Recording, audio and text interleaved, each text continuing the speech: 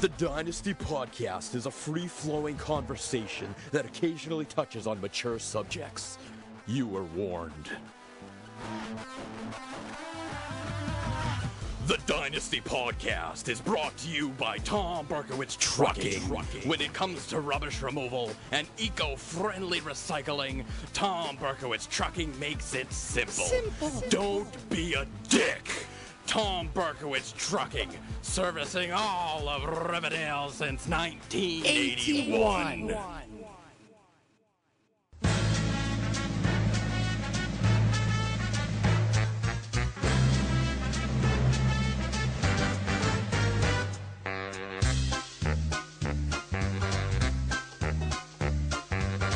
It's time to play the music.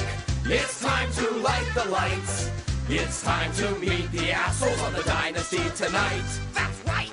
It's time to put on makeup. It's time to dress up right. It's time to raise the curtain on the Dynasty tonight. Why do we always come here? I guess we'll never know. It's like some kind of torture to have to watch the show. And now let's get things started. Why don't you get things started? It's time to get things started on the most sensational, inspirational, celebrational, sexuational. This is what we call the Dynasty Podcast. And now, coming to you live from Riverdale Studios, your host, the one, the only, Eric Costanza!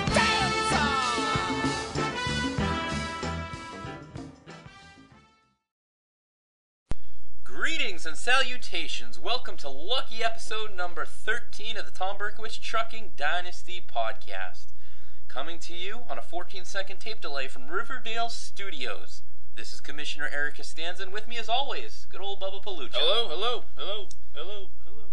My echo. Is it echo in here? Yeah. Okay. No, that was really me. You couldn't tell. Oh, you that was tricked me. Yeah. You tricked me. It wasn't an echo. Hey, on the show, we're going to go ahead and we're going to review Week 11.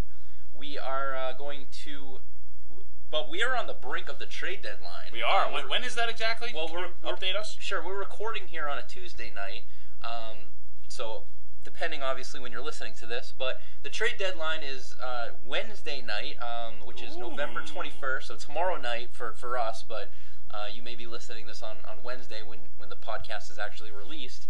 But yeah, it's November 21st, Wednesday night at exactly 11:59 p.m. Eastern Standard Time. So yes, we are on the brink of the trade deadline, and we will talk about actually so far a couple of two trades I think have been put through, and maybe some more will occur during the show. So we'll also talk about that, and then we'll obviously discuss the upcoming week 12, and then on the coaches interview this week, Bub, we're gonna have good old Coach Matt Wiffin. Hong Kong Cavaliers. Wait, good old coach or like bad old coach? Well, good as in, hey, I'm looking forward to talk to him. He's a good guy, but bad as in you suck as a fantasy coach. Yeah, so, okay. Yeah, that's what I thought. And then interactive segment. Bub, I was worried in the beginning of the season we were going to have enough, ideas and interactive segments to carry us through the season. It looks like we're absolutely going to have that.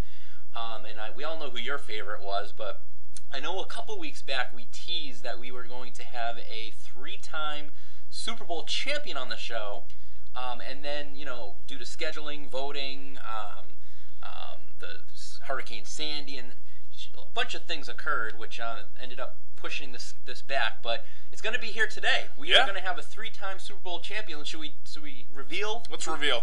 Bub, you do it. You take it away. The 3-time Super Bowl champ, Mr. Tom Brady. No, it's not Tom Brady. We don't have Tom Brady on the show. Bob. You said 3-time Super Bowl champ.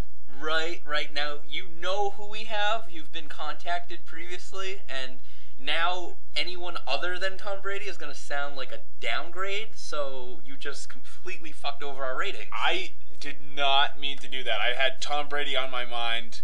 I was God damn it, doing something. God damn it. Who is it really? I forget, Eric. Who is it really? Oh, yeah, you forget. Joe Andruzzi. Yeah! Woo! Joe! Joe! Go Joe! Joe! Probably just overdid the mic there a couple times. Sorry. 3-time Super Bowl champion offensive lineman Joe Andruzzi will be joining us later on the show. We are gaining some steam here, Bub. Yes, we are. Great find for us, right? Yes. Ren Geyer category? We'll see. We'll see how the interview goes. Speaking of Ren Geyer, I sent out via, I think, Twitter and Facebook. I sent it out to a bunch of people. I know I sent it to you. It was a couple years ago, but I think it was a 60 Minutes or a CNBC special on Ren Geyer, how he made his millions. Did you check that out? Oh, you know what? You didn't check it out yet? I don't think I saw that. I think I see that. No. Okay. I don't remember seeing that. That's okay. I will. I'll resend it to you. Okay. It's a very interesting. Maybe I'll post it. I'll post it on the league page, just in case people didn't check their email, Twitter, or Facebook, or whatever. Anyway, check that out. After I watched it, it made me even more love Ren Geyer and even surprised at the fact that we got him. He's pretty up there. He's up there with the, like Ben Franklin's of the top world. Americans of the world. And now, Bub, edition 3, Riverdale Gazette. Yep. It was released last week. I finally did get mine. You did get it in the mail. Yep. Okay. I did hear back from a few coaches who did end up getting it a little late. I did send it out via email as well for you people that maybe wanted to check it out. On I think Friday or Saturday before the week's game. What'd you think of the edition? Was it good? Satisfactory for you? No, absolutely. Okay. Very well done again by yourself. Yeah. Well, it was me and my staff. You and your staff. Very well done. Me and my staff. Very well done. Any particular articles you especially enjoy? I know we had the assassination article, which headlined the piece. My favorite obviously was seeing Lisa's face in the in the Gazette. Yes. That was lovely. Yes. She looked stunning as always. Yes. TMZ, obtained that photo. You and my mom there outside of the Ritz-Carlton. I hope you were, you probably you weren't going in there, right? You were just we just walked by. Yeah. Yep. Okay. Good. And then obviously Jay Young's article there about punters are people too. Yeah, not that I didn't like the article. I just disagreed. You disagree with his theory. I disagree with it. Well, you don't have to join Cunt Punch then. That's true. And then obviously Coach John attempted to eat the Dynasty trophy. So, what do you say, Bob? We have a lot to go over here. Should we start things up here? Let's do it to it. Round it up. Now let's take a look into last week's results. Who kicked some ass? Who sucked?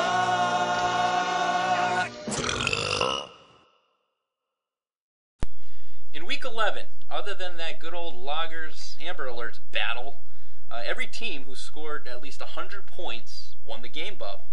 So every team that didn't score 100 points did not win.